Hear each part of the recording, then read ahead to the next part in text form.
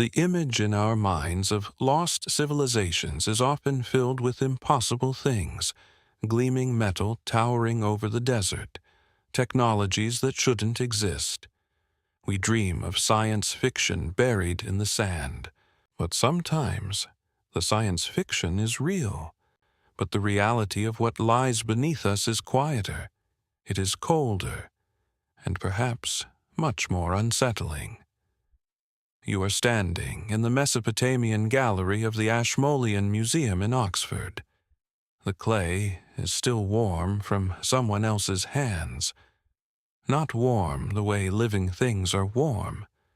Cold. Technically, museum cold.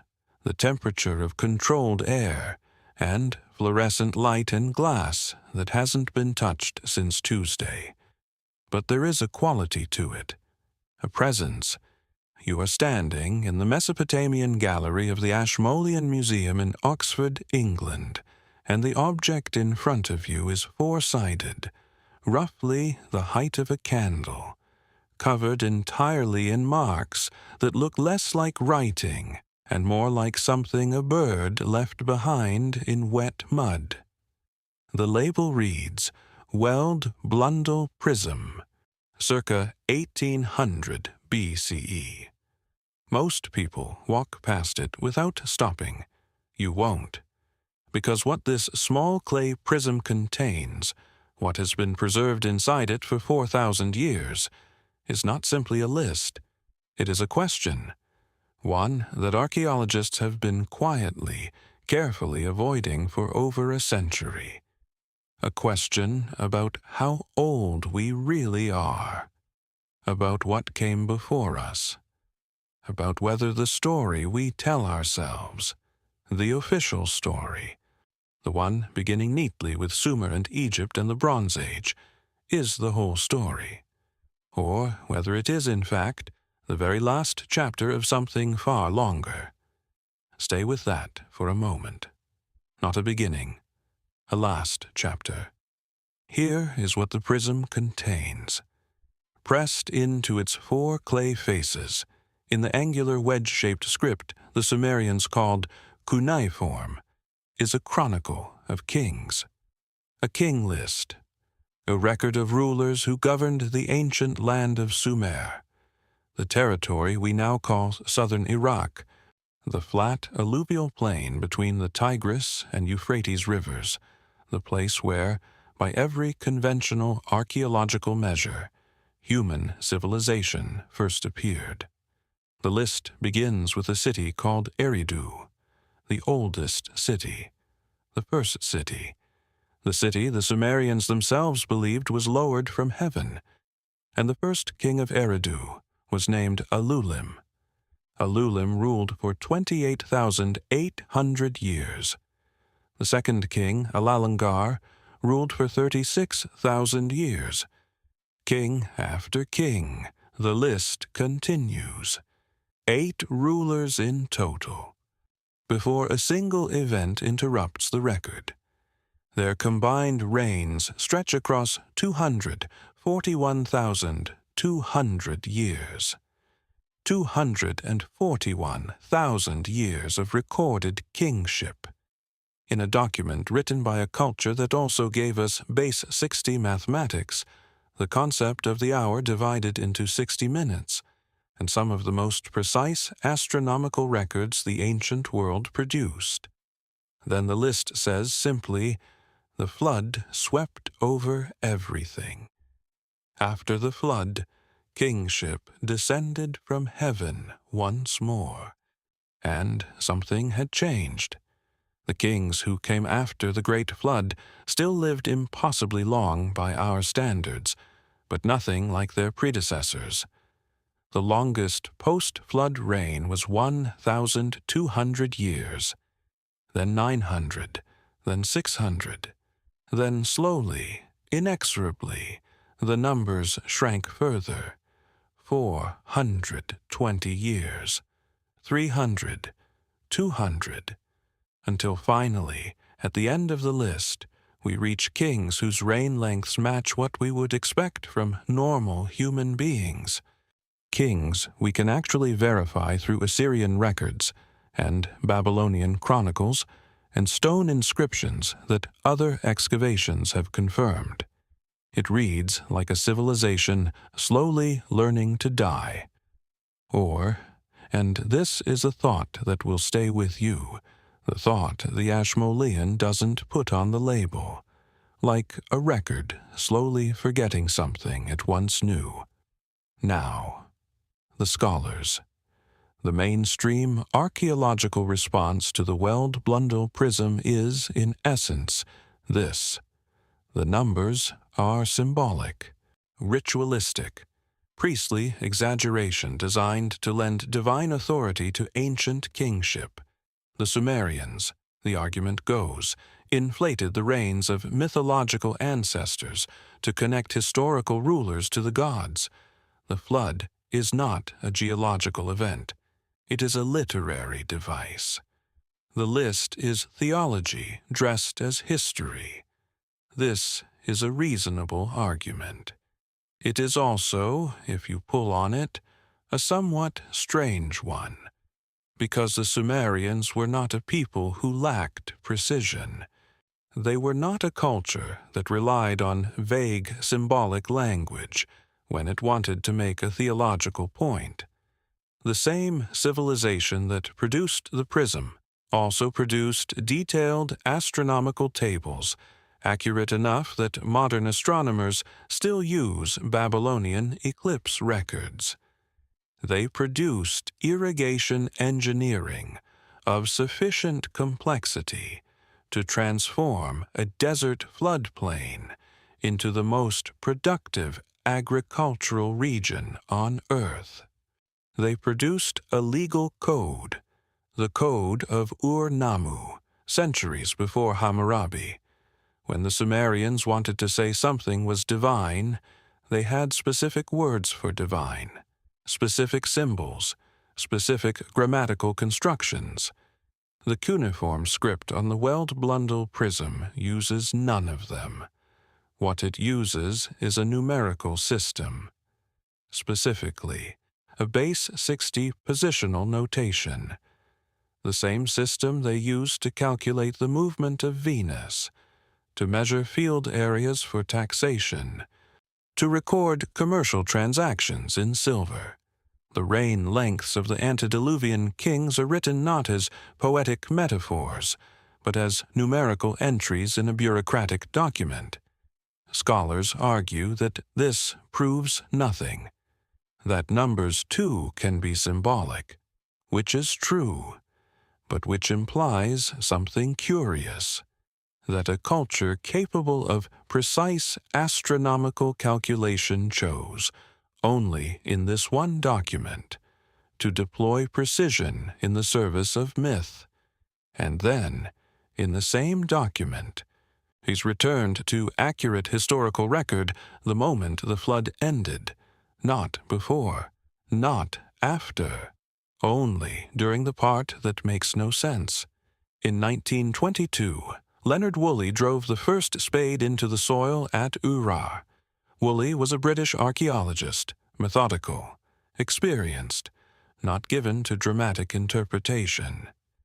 He had been excavating the ancient city for the British Museum and the University of Pennsylvania, and he was accustomed to finding what excavations typically find: pottery, foundations, graves, the layered debris of ordinary human occupation.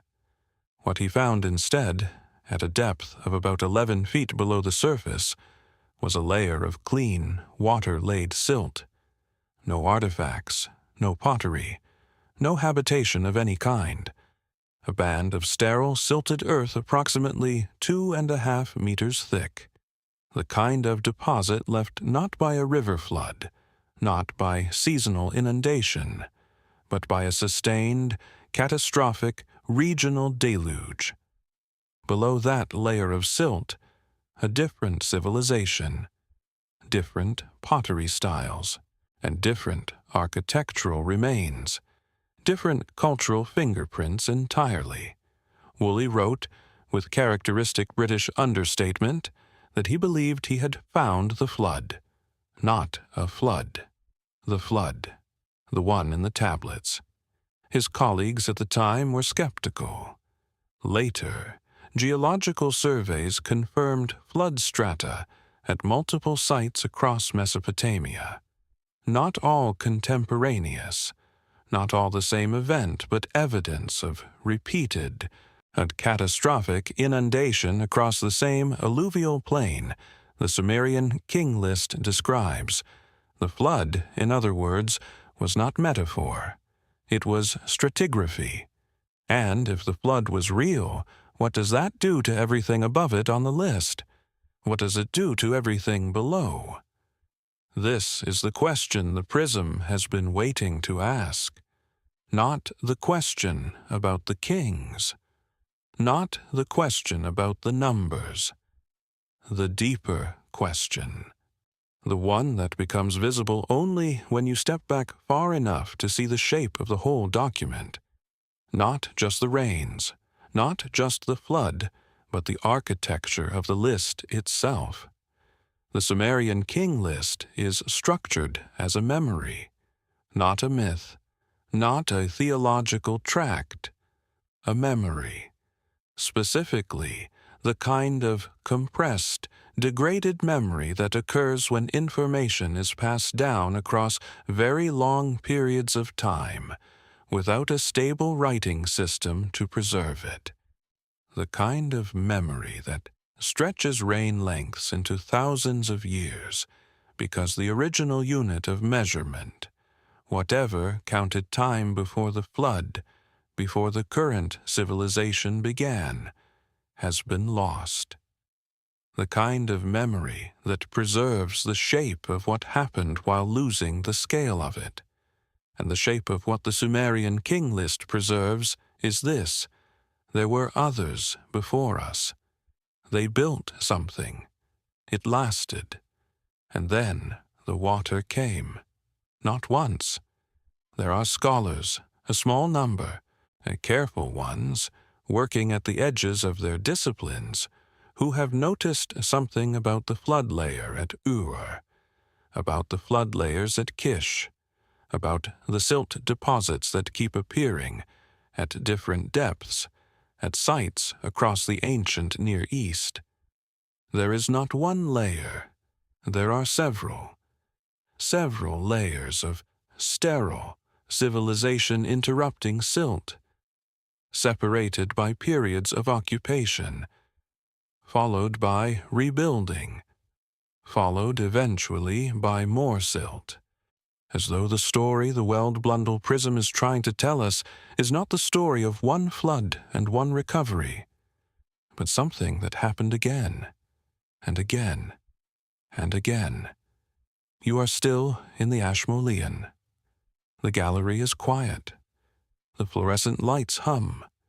Somewhere in the next room, a school group is being walked through the Egyptian collection, their teacher's voice a low murmur through the wall. The prism sits in its case. 4,000 years. 2.5 inches of clay. The fingerprints of the scribe who pressed these marks are still visible under magnification. The whorls and ridges of a hand that held this information, with the specific deliberateness of someone who understood what they were preserving. They were preserving a number. 241,200 years. 8 kings. 1 flood. The end of something. And then the beginning of what we call history. But the prism is not the only document that carries this memory. There is a second text. Older. In some ways more fragmentary. Discovered not in Oxford, but in Istanbul, in a collection of tablets that spent decades misclassified in a museum archive. It was not formally translated until the 1950s. When it was, the scholar who translated it sat with the results for some time before publishing.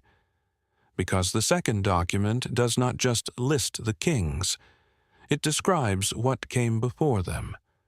what they built, and, quietly, in the bureaucratic language of cuneiform notation, what destroyed it. We will get there. But first, there is something you need to understand about the ground itself, about what Woolley found beneath the flood layer, about the thing that was buried not by water, but by human hands, something that was deliberately placed underground approximately 12,000 years ago. Something that, when archaeologists first uncovered it in 1994, forced a quiet but fundamental rewriting of what we thought we knew about the beginning of civilization. It is buried in southeastern Turkey, and whoever buried it did not want it found. In southeastern Turkey, in the province of Şanlıurfa, there is a hill.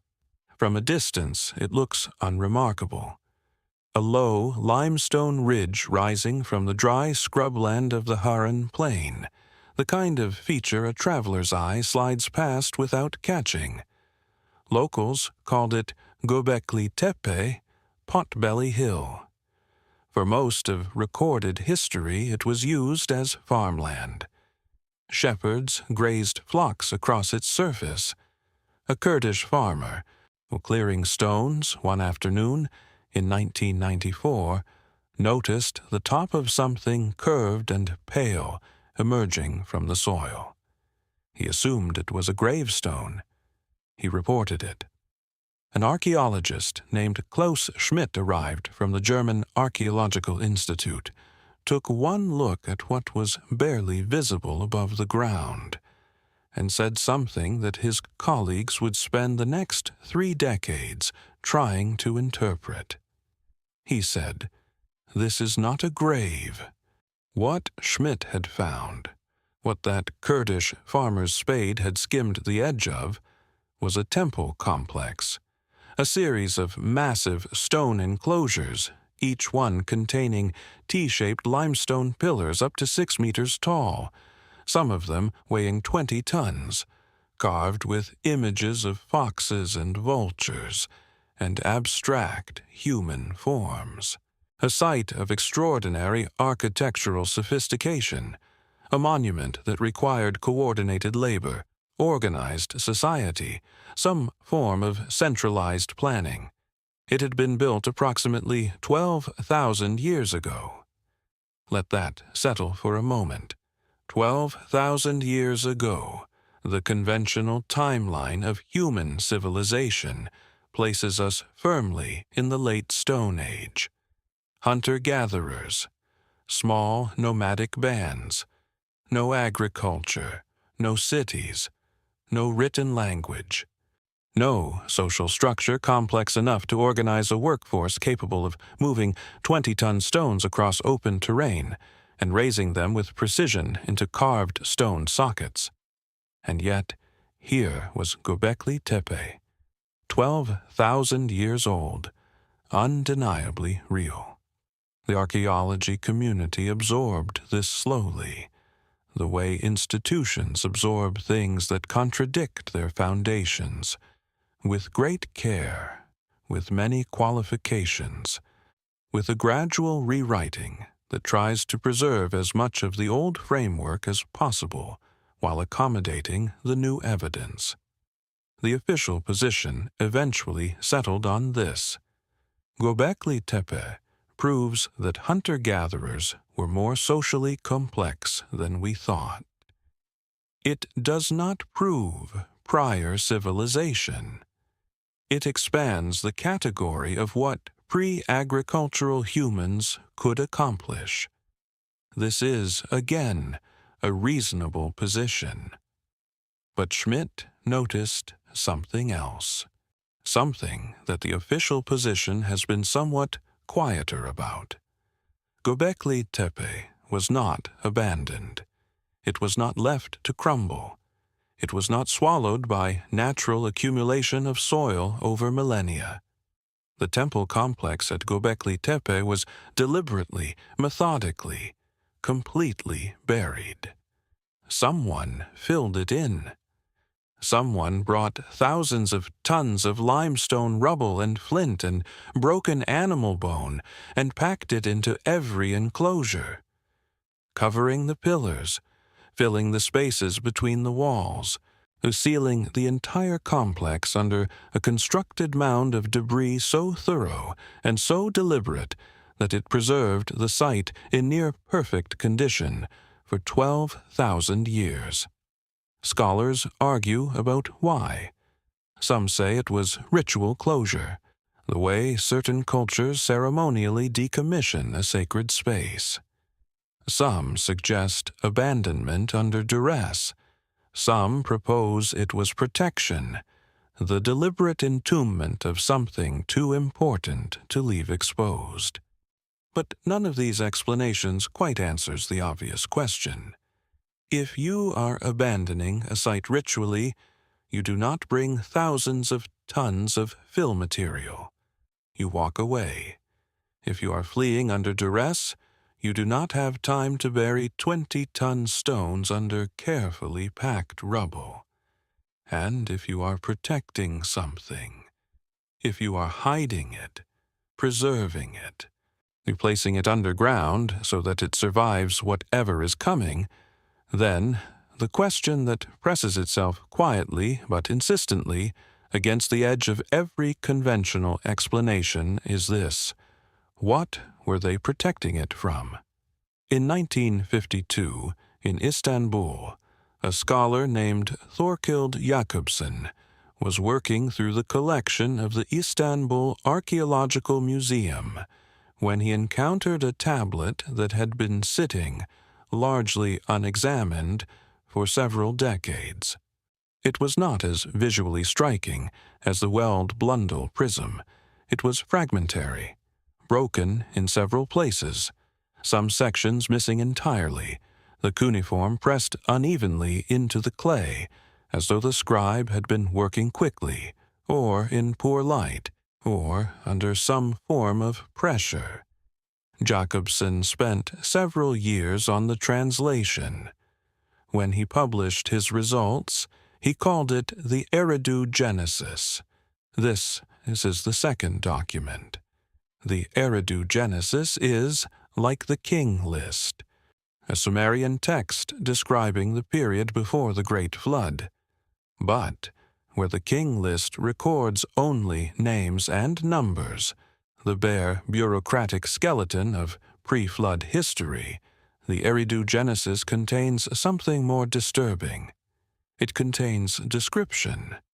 It tells us that before the flood, the gods lowered kingship from heaven, that cities were established, that the arts of civilization, agriculture, animal husbandry, the crafts, the priesthood, were given to humanity as gifts from divine beings called the Anunnaki. That civilization flourished, that something then went wrong.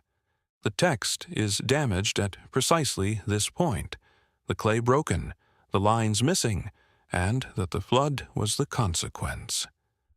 Not a random catastrophe, a consequence. What went wrong in the gap in the clay is one of the most debated questions in Assyriology. Some scholars read the surrounding context as moral failure. Some see it as overpopulation, a Sumerian Malthusian catastrophe. Some believe the damaged section described a technological transgression, humanity reaching into domains that were not meant for it.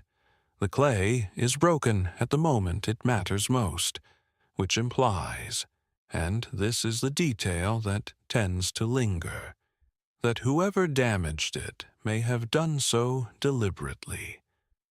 That there was, at some point, someone who read this tablet and decided the middle section should not survive. Or it may simply be accident. Clay breaks, time passes, things are lost. But the Eridu Genesis, even in its damaged form, tells us something the King List does not. It tells us that the civilization before the flood was not simply a list of long-reigning kings. It was a functioning society, with cities, with knowledge, with a relationship to the natural world sufficiently sophisticated that its collapse required, according to the text, divine intervention to reset. A civilization, in other words, that rose high enough to fall from somewhere. Now, consider the layers. Woolley's flood stratum at Ur, 2.5 meters of sterile silt, one catastrophic inundation event, one civilization interrupted, but geological surveys conducted across the broader region in the 1960s, the 1980s, and again with more precision in the early 2000s using ground-penetrating radar and sediment core analysis, have revealed something Woolley did not have the tools to see in 1922. There is not one flood layer at Ur. There are three distinct bands of water-laid silt, separated by periods of human occupation, stacked in the stratigraphy of the same ancient city, like chapters in a book someone tried to erase. The deepest layer is the oldest. The most recent is the one Woolley found. Between them, evidence of rebuilding, of resumption, of civilization picking itself up and starting again. And Ur is not alone. At Kish, another ancient Sumerian city north of Ur, excavations in the 1920s and 1930s also found flood strata. At Shurapak, the city the Sumerian texts identify as the home of Ziusudra, the Sumerian Noah, the flood survivor, there are silt deposits at multiple stratigraphic levels. At sites along the ancient coastline of what is now the Persian Gulf, marine sediment analysis has revealed evidence of massive inundation events at intervals spanning tens of thousands of years. Not one flood, many floods, recurring catastrophe, civilization interrupted, rebuilt, interrupted again, 6 times. The number 6 comes not from the geological record alone. The record is too fragmentary, too geographically variable, too dependent on the survival of excavated sites to give us a clean count. The number 6 comes from the convergence, from the geological evidence, the textual evidence, the mythological traditions, and one additional source that mainstream archaeology has been slowest to take seriously: the oral traditions. Not just Sumerian oral tradition, not just the biblical flood narrative, which draws directly from Sumerian sources, but flood traditions from cultures with no historical contact with Mesopotamia, from the indigenous peoples of Australia, whose oral histories describe a time when the sea rose and drowned the coastal lands, a memory geologists now date, based on sea level data, to approximately 7,000 years ago. From the Haida people of the Pacific Northwest, whose flood traditions describe a world before the current one, from the Hopi, whose cosmology explicitly names 4 previous worlds, each destroyed by a different catastrophe: flood, fire, wind, ice, before the emergence of the present 5th world, from the Hindu tradition, which we will return to, from the Norse, which we will also return to, because these traditions do not simply describe floods, they describe cycles, repeated endings, worlds that rose and fell and were replaced by new worlds that rose and fell in turn. The geological record, as imperfect as it is, does not contradict this. The stratigraphic evidence at Ur does not contradict this. The Eridu Genesis, in its damaged state, does not contradict this. What contradicts it is only the assumption, the foundational assumption of modern archaeology, that civilization began once, in one place, approximately 5,000 to 6,000 years ago, and has been continuous ever since. An assumption that rests, when examined carefully, less on the evidence than on the absence of evidence. And the absence of evidence, as any archaeologist will tell you, is not the same as evidence of absence. There is one material that survives everything, not stone. Stone fractures, erodes, is quarried by later civilizations who do not know or do not care that what they are dismantling once meant something.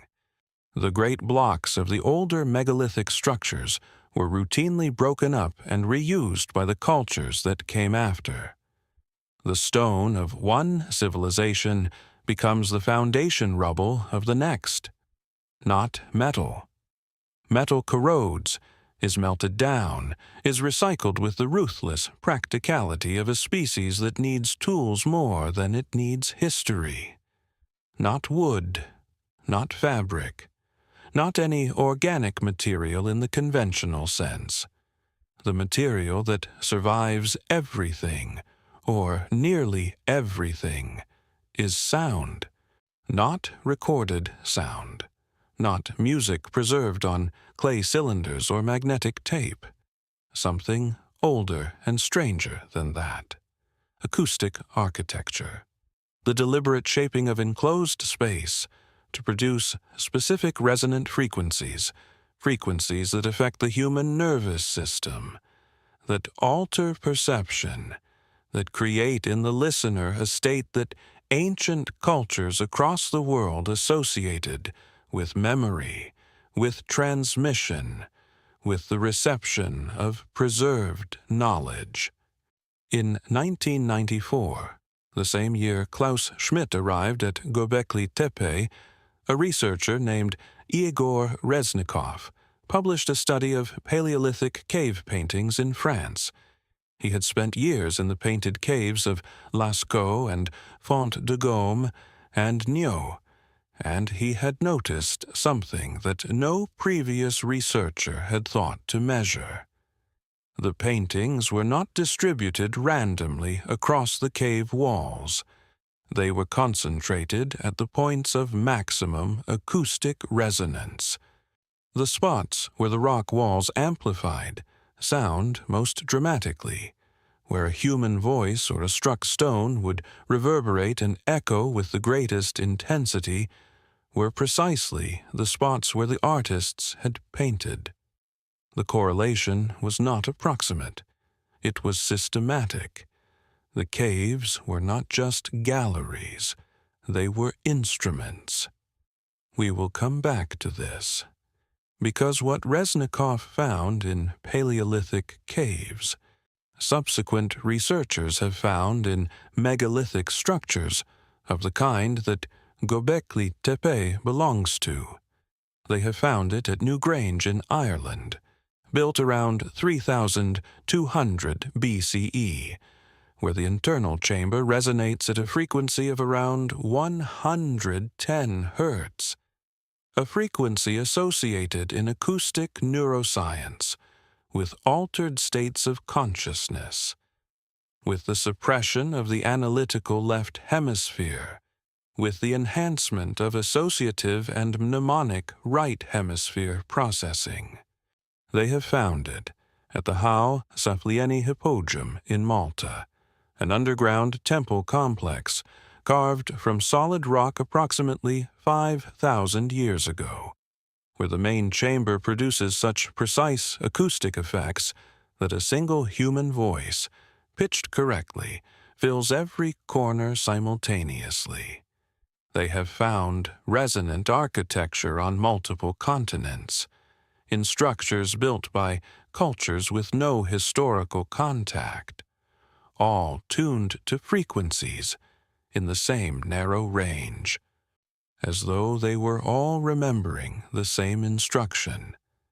as though the knowledge of how to build a space that preserves memory in the body of the listener, not in clay, not in stone, not in any material that floods can dissolve, was itself something that survived, something passed down, not written, not carved, spoken and heard and felt in the chest and remembered. But there is something stranger still, stranger than the caves, stranger than the resonant chambers, stranger than the flood layers and the deliberately buried temples, and the second list that describes what was lost. There is a number. It appears in the Sumerian record. We have already encountered it. 241,000. 200. The total years of the antediluvian kings' combined rule. But that number is not the one I mean. The number I mean is smaller, and it appears not just in Sumer. It appears in ancient India, in a cosmological text written in Sanskrit. It appears in ancient Babylon, in a chronicle written by a priest named Berossus. It appears in the Norse tradition, in the description of the Hall of the Dead. 3 cultures, 3 continents. No historical contact between them at the time these texts were written. 1 number. And what that number implies, what it suggests about the relationship between these cultures, about the depth of the shared memory they were drawing from, about what we are and how long we have actually been here, is the thing this archive has been building toward from the beginning. But not yet. First, there is the question of what survives a catastrophe that destroys everything written, everything built, everything carved in stone and pressed into clay and painted on cave walls. What survives when the water comes and the lights go out and the world that existed is replaced by silence? The answer is stranger and more beautiful than you might expect, and it has been living, quietly, in the human body for longer than Sumer existed. In 2010, in a genetics laboratory in Leipzig, Germany, a researcher named Johannes Krause was staring at a mitochondrial map. Mitochondrial DNA is inherited exclusively through the maternal line, mother to child, unchanged, a genetic thread running backwards through time, without the shuffling and recombination that affects the rest of the genome. It is, in essence, the purest archive the human body keeps, a record not of what you did or what you built or what you believed, but of who survived, of which line of mothers through all the catastrophes of deep time managed to keep going. What Krause and his colleagues were looking at was a map of human genetic diversity. Specifically, they were measuring the points at which all living human mitochondrial lineages converge, the moments traceable in the DNA itself, when the human population contracted so severely that only a handful of maternal lines survived to become the ancestors of everyone alive today. The map showed several such bottlenecks. The deepest, the most severe, the one that left the most visible scar in the genetic record, occurred approximately 74,000 years ago. At that time, based on the evidence preserved in our own cells, the total human population may have dropped to somewhere between 3,000 and 10,000 breeding individuals, not in one region. Globally, the entire species, compressed into a remnant so small that modern population geneticists describe it as a near-extinction event. 74,000 years ago. You already know what happened 74,000 years ago. because the geological record is unambiguous on this point. The Toba supervolcano, in what is now Sumatra, Indonesia, underwent the largest volcanic eruption in the last 2 million years. It ejected an estimated 2,800 cubic kilometers of material into the atmosphere. The resulting ash cloud circled the planet. Global temperatures dropped by an estimated 8 to 15 degrees Celsius. Crops, or rather the plant species that proto-human populations depended on, failed across entire continents. The sky, for years, would have been the color of old bone. In the genetic record, a bottleneck. Nearly everyone dies. In the oral traditions of southern India, the traditions of the Toda people of the Nilgiri Hills, who live within range of Toba ash deposits, there are stories of a great darkness that came from the east, a time when the sky closed and the world became cold and almost nothing survived, preserved, in the body, in the voice, across 74,000 years. The scientific community debates the severity of the Toba bottleneck. Some researchers argue the genetic evidence is less dramatic than the volcanic evidence suggests, that humanity was more resilient, more dispersed, harder to kill than the ash layers imply. Others maintain that the bottleneck was real and catastrophic, and that we are, all of us, the descendants of the few thousand people who found the right caves, the right coastlines, the right combination of luck and knowledge to survive the long dark. But here is the point that both sides of that debate tend to agree on. Whatever knowledge the pre-Toba human population had accumulated, whatever understanding of the natural world, whatever techniques for survival, whatever record of the world as it had been before the sky went dark, most of it was lost.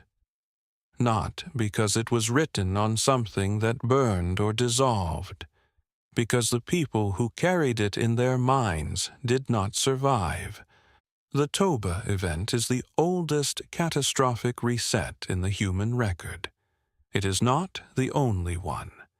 There is a question that serious researchers of ancient oral tradition have been quietly asking for several decades, largely outside the mainstream of academic discourse, because the implications of asking it too loudly tend to be professionally inconvenient. The question is this: how old can oral tradition actually be? The conventional answer, the safe answer, the answer that fits comfortably within the existing framework, is that oral tradition degrades over time, that it is subject to drift and embellishment and the accumulated distortions of retelling, and that anything more than a few hundred years old should be treated as mythology rather than historical record. This is a reasonable position. It is also, it turns out, empirically testable. In 2015, a group of researchers at the Australian National University, geologists and anthropologists working together, published a study examining the oral traditions of Aboriginal Australian communities along the southeastern and southwestern coastlines. These traditions described, with specific geographical detail, a time when the land extended further out to sea, when particular bays did not exist, when particular islands were connected to the mainland, when the sea level was dramatically lower than it is today. The researchers compared these oral traditions against sea level data derived from geological surveys of the Australian continental shelf. The traditions were accurate to specific locations, accurate to specific geographical features, accurate to within the margins of error of the geological data. And the events they described, the flooding of those coastal lands, the rising of the sea that created those particular bays and separated those particular islands, occurred between 7,000 and 12,000 years ago. 7 to 12,000 years of accurate oral transmission, not myth, not symbolic narrative, not religious metaphor, memory. The researchers were careful in their language. They noted that oral traditions are not static, that they are maintained and transmitted through specific cultural practices designed to preserve accuracy. Ceremonial repetition, cross-checking between knowledge holders, formal protocols for transmission that treat the information as sacred and therefore not subject to casual alteration. The body as clay tablet, the voice as cuneiform stylus, the ceremony as the museum case, keeping what is inside from being touched by careless hands. In Varanasi, one of the oldest continuously inhabited cities on earth, there is a class of scholars called the Shrutis, those who hear. Their tradition holds that the sacred texts of Hinduism, the Vedas, were not composed by human authors, but received, heard, from a source older than writing, older than cities, older than the Indus Valley civilization that archaeology currently treats as the beginning of South Asian urban culture. The Vedas were transmitted orally for an estimated 3,500 years before they were committed to writing, not with the kind of loose, approximate transmission that produces folklore, with a system of precision so rigorous that modern linguists, comparing the oldest written versions with each other, find virtually no variation in the text across manuscripts separated by centuries and thousands of miles. The transmission system required memorizing not just the words, but the pitch, the duration, the specific vocal quality of every syllable. Multiple overlapping recitation patterns were used simultaneously: forward recitation, reverse recitation, alternating syllable patterns, so that any error introduced into one version would be immediately detectable by comparison with the others. It was, in effect, a biological error correction system. The same principle used in digital data storage, applied to the human voice. The Vedic tradition preserved not just text, but mathematics, astronomical observations, calendrical calculations, a cosmological framework describing the structure of time in vast cycles called yugas, ages of the world, each one longer and grander than the last, each one ending in dissolution and followed by a new cycle of creation. The smallest unit of this cosmological calendar, the base number from which all the yuga calculations derive, is 432,000. 432,000 years. The Kali Yuga, the current age according to Hindu cosmology, the age of darkness, the age of forgetting, the age we are living in now, lasts 432,000 years.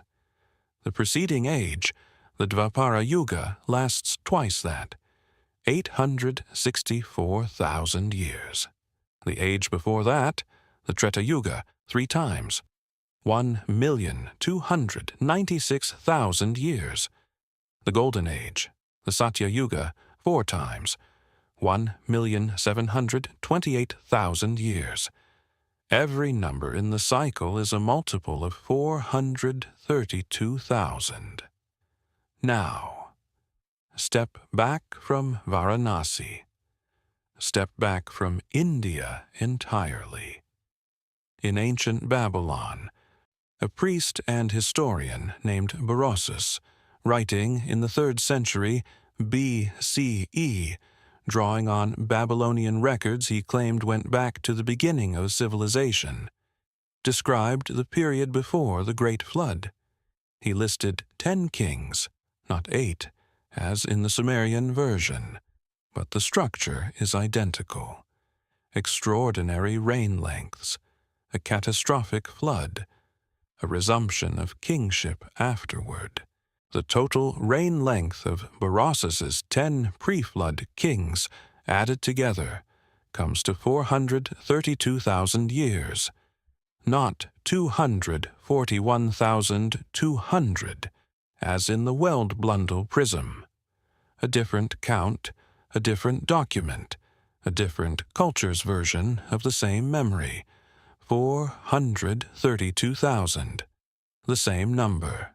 Now, step further back, step north and west, across the Mediterranean and the Alps and the North Sea, to Scandinavia, in the Norse cosmological tradition, the tradition preserved in the Prose Edda, compiled in Iceland in the 13th century, CE, from sources the compiler, Snorri Sturluson, explicitly described as older oral material. There is a description of Valhalla, the hall of the chosen dead. The warriors gathered there await the final battle, Ragnarok, the end of the world. How many warriors are in Valhalla? The Prose Edda is specific. There are 800 warriors in each of the 540 doors of the hall. 800 times 540. 432,000. 3 traditions: Sumerian, Hindu, Norse, separated by thousands of miles and thousands of years, with no documented historical contact at the times these numbers were first recorded, all arriving independently at the same number, 432,000. This is not coincidence in the way that word is normally used. The way we use it to describe 2 people ordering the same meal at a restaurant, or 2 strangers discovering they share a birthday. This is the kind of convergence that, when you sit with it quietly, in the dark, in the hours when the analytical mind relaxes its grip on what is and is not possible, begins to feel less like coincidence and more like a signal. A message sent from very far away by people who knew it would need to survive a very long journey. A message encoded not in clay, clay breaks, not in stone, stone is quarried, not in metal, metal is melted, but in the most durable storage medium available to a civilization that knew the water was coming. The human mind, the human voice, the ceremony, the number, 432,000. Lie still for a moment. You don't need to hold all of this at once. The mind sorts things in sleep. It files and connects and discovers in the dark what the waking hours are too busy to notice. What we are assembling here is not an argument to be won or lost. It is a pattern to be recognized. The pattern is this: something ends. Something survives the ending.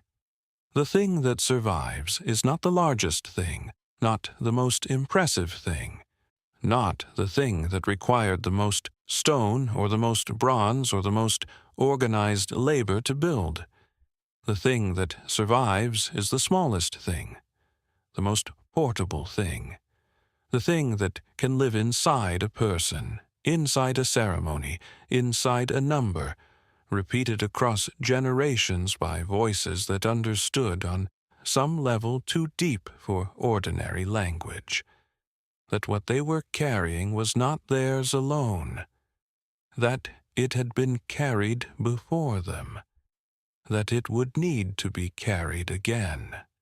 Think of what the Sumerian scribes were doing when they pressed the reign lengths of 8 antediluvian kings into wet clay.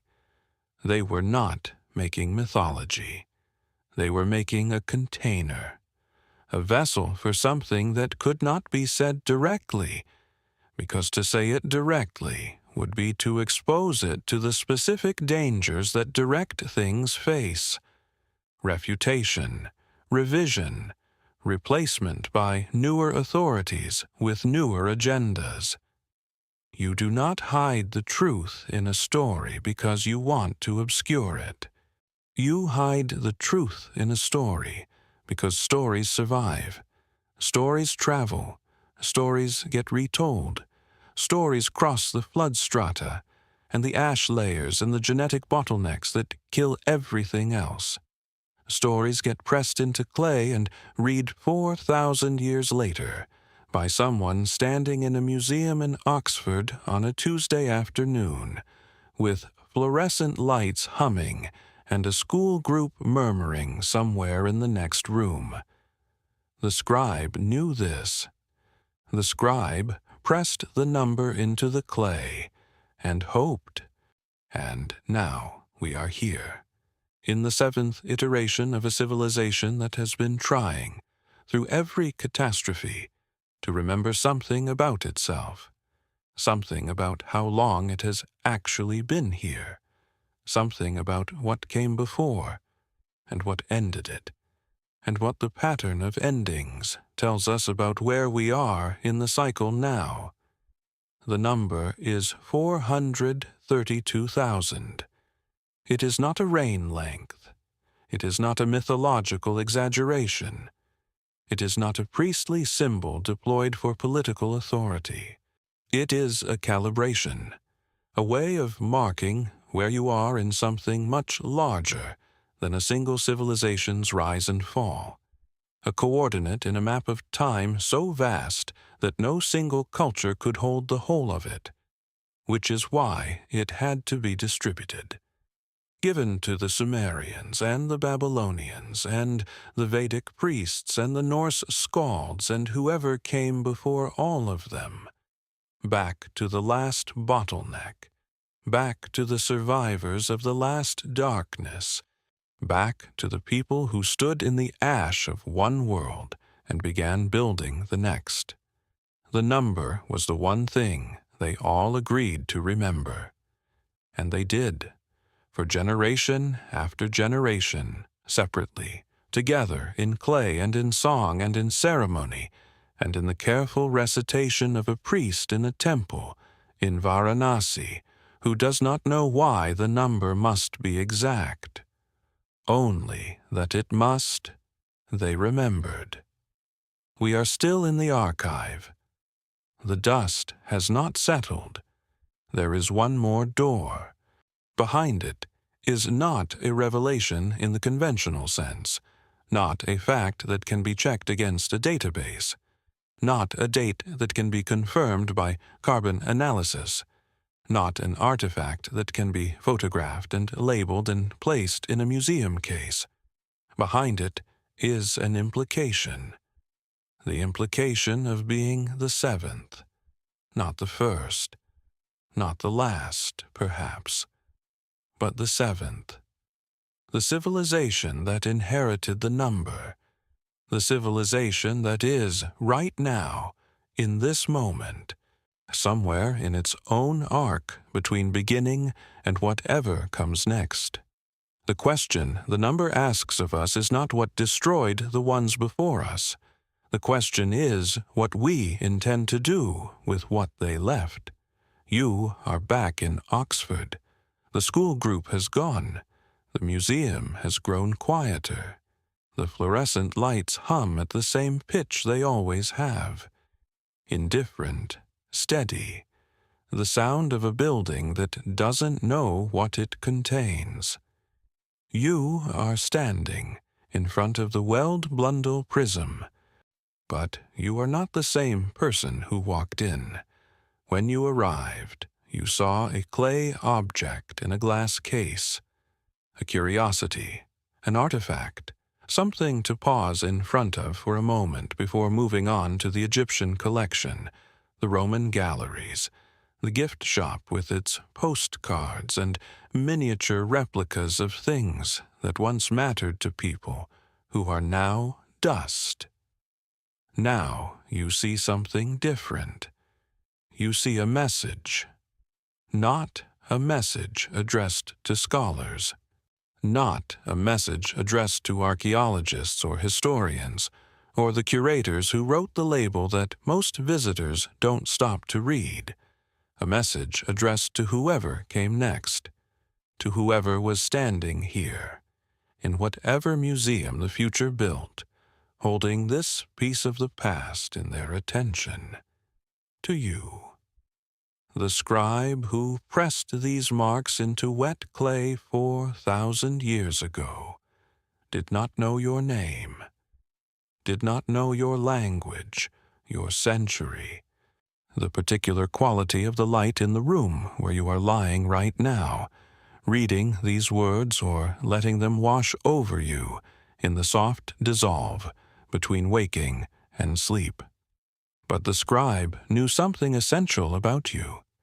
The scribe knew you would exist, knew that civilization, whatever form it took, would produce someone like you, someone who lies awake in the dark wondering if the history we've been taught is the whole story, someone who senses, in the pauses between official accounts, the presence of something older, someone who picks up a thread and follows it, not because they expect it to lead somewhere comfortable, but because the alternative, the incurious life, the life that accepts the first explanation and moves on, feels like a betrayal of something they can't quite name. The scribe was one of those people too, and the scribe left you a number. Let us say the number plainly, one final time, in full. 432,000. In Sumer, it is the total duration of the age before the flood, the combined reigns of the 8 kings who governed before the waters came, as recorded not in the Weld-Blundell Prism's version, but in the Babylonian account of Berossus, who drew on older sources the prism itself was already a late copy of. In Hindu cosmology, it is the length of the Kali Yuga, the current age, the age of forgetting, the age characterized in the Vedic texts by the gradual dissolution of knowledge, the shortening of human life, the increasing distance between what humanity once was and what it has become. The Kali Yuga began, according to traditional calculation, in 3102 BCE, which places us at this moment approximately 5,000 years into an age that lasts 432,000 years. Early, very early. Which means, if the framework is taken seriously, even hypothetically, that whatever dissolution the texts describe, we are nowhere near the end of it. That thought is either terrifying or consoling, depending on what you do with it. In the Norse tradition, 432,000 is the number of the chosen dead waiting in Valhalla for Ragnarok, the final battle, the end of the current world, after which a new world rises from the sea, green and clean. The surviving gods walk across a field where the old gods fell. 2 humans, hidden in a forest during the destruction, emerged to repopulate the earth. The pattern is the same across all 3 traditions. Something is preserved through the catastrophe. something survives. The knowledge, the number, the seed of the next iteration. It is carried through the ending by whoever was careful enough, or lucky enough, or devoted enough to the act of transmission to ensure it reached the other side. We are the other side. We are the ones the number reached. There is a framework, not a proof, not a theory in the scientific sense, but a framework for thinking that some researchers have begun to call civilizational cyclicity.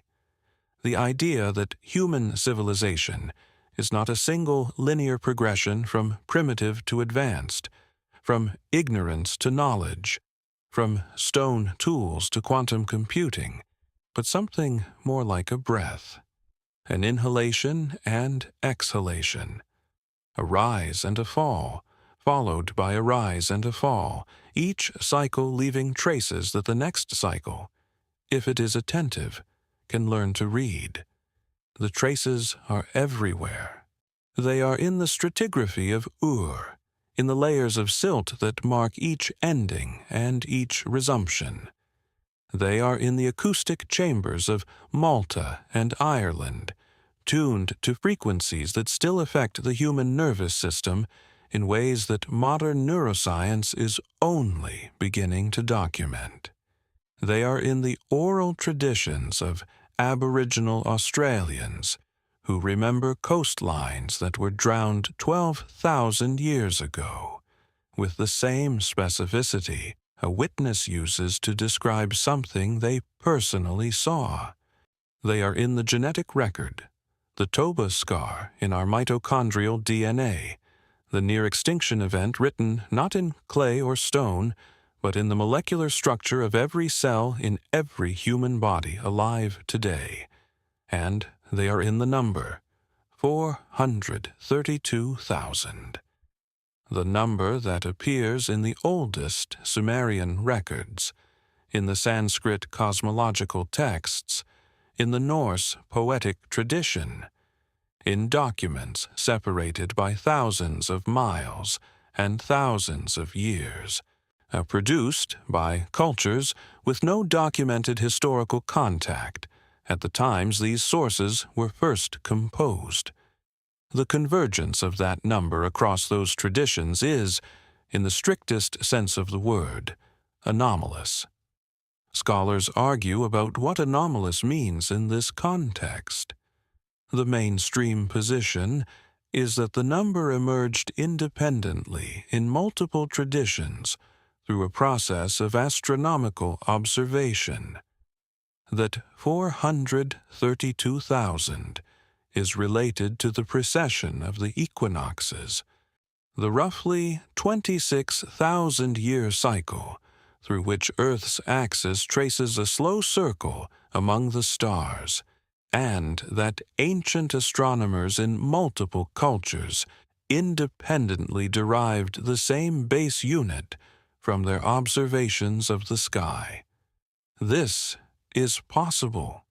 It is also possible that the astronomical connection is not a coincidence, but a deliberate encoding, that the number was chosen precisely because it corresponds to a feature of the cosmos that any sufficiently sophisticated civilization will eventually discover, and that encoding the message in a cosmological constant was a way of ensuring that the recipients, us, would recognize it as intentional rather than arbitrary, a signature left in the sky itself by someone who understood that skies, unlike clay, do not break.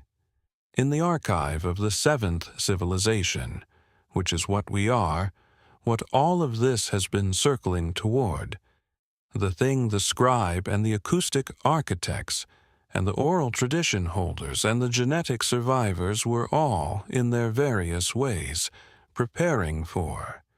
The question is not whether the previous 6 existed. The evidence, taken together, suggests they did, not in the form of advanced technology indistinguishable from our own, not necessarily with cities of steel and glass and digital networks, but in the form of organized human intelligence applied to the problems of survival, of knowledge preservation, of understanding the natural world well enough to leave behind a record that the next iteration could find. They existed, they ended, and they left us the number, and the chambers, and the traditions, and the flood memories, and the genetic scars, and the deliberately buried temples, and the damaged tablet with the missing middle section, and the king list with its impossible reign lengths that resolve, if you know how to read them, into the shape of a civilization slowly compressing everything it knew into shorter and shorter containers as the water rose. The question the seventh civilization has to answer is not archaeological. It is architectural. What are we building that will survive? Not the steel. The steel will be quarried.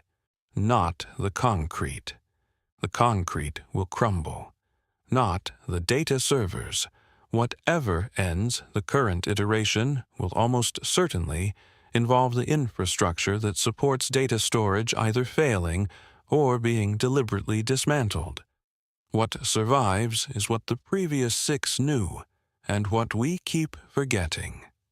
The small things, the portable things, the things that can live inside a person, the ceremony, the number, the story told at the right frequency to the person who needs to carry it forward. The oral tradition that a flood geologist in 2015 tested against the continental shelf data and found to be accurate to within the margins of error.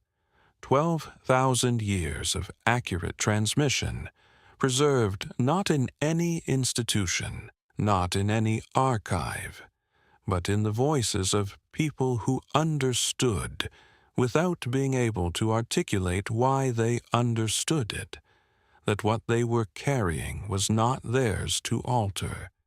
This is what the seventh civilization inherits, not just the knowledge of what was lost, the knowledge of what survived, and the understanding, carried across every bottleneck and every flood layer and every genetic near extinction since the species began, that the most important thing any civilization can do is not to build higher, but to transmit further. The museum is closing. The last visitors have moved through the Egyptian galleries and out through the glass doors into the Oxford evening. The stone buildings going amber in the late light, the bicycles, the students, the ordinary texture of a world that does not know, most of the time, what it is sitting on top of. The Weld-Blundell Prism is alone in its case again. The fluorescent lights will stay on all night. They always do in museums, a precaution against the dark, a way of ensuring that what is inside can always be seen by whoever might be watching. The prism will sit in its controlled air and its measured light and its glass enclosure, the way it has been sitting for decades in this particular case, and for centuries before that in various collections, and for millennia before that in the ground at Larsa, which is where it was excavated in the late 19th century by an agent of the museum who understood that what he was holding was important without quite knowing why. The scribe's fingerprints are still on it. Under magnification, under the right light, at the right angle, you can see the whorls. The specific individual pattern of a hand that lived and worked and thought and died 4,000 years ago, that pressed marks into wet clay on a particular afternoon in ancient Sumer, with the intention of making something that would outlast the afternoon, outlast the city, outlast the civilization itself. The intention was realized. You are its realization. Every person who has ever lain awake in the dark, wondering if the official story is the whole story, every person who has ever felt that the history we inherit is somehow abbreviated, a highlights reel, a curated selection, a version that begins where it is convenient to begin and ends where it is convenient to end, is the realization of what that scribe was trying to do. Keep the question alive. The question is older than Sumer, older than writing, older than cities. It predates the flood layers and the acoustic chambers and the genetic bottlenecks and possibly even the number, which is already so old that its origin cannot be traced to any single culture or any single mind. The question is simply this: what came before? And the answer the prism has been carrying through 40 centuries of being passed from hand to hand, archive to archive, empire to empire, until it arrived here, in a museum in Oxford, in a glass case, under fluorescent lights, waiting for you, is not a date or a name or a civilization that can be mapped and labeled and placed in a display case next to its pottery. The answer is something did. Something real and organized, and devoted to its own survival, and aware, the way all things that have lived long enough and lost enough become aware, that survival requires transmission, that the most important act any civilization can perform is not the building of the monument, but the hiding of the seed that you are now carrying, the seed that was pressed into clay 4,000 years ago by a scribe whose fingerprints are still visible under the right light. The clay is cool beneath your fingertips. Let your eyes close. The archive is not going anywhere. It has been waiting this long. It can wait a little longer.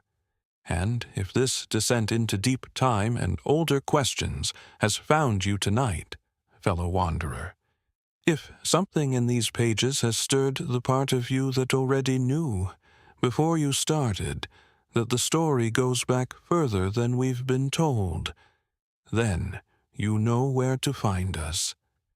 The archive is always open. The next document is already waiting. Where in the world are you tonight? What hour marks your descent? Sleep well. The seventh civilization is in good hands.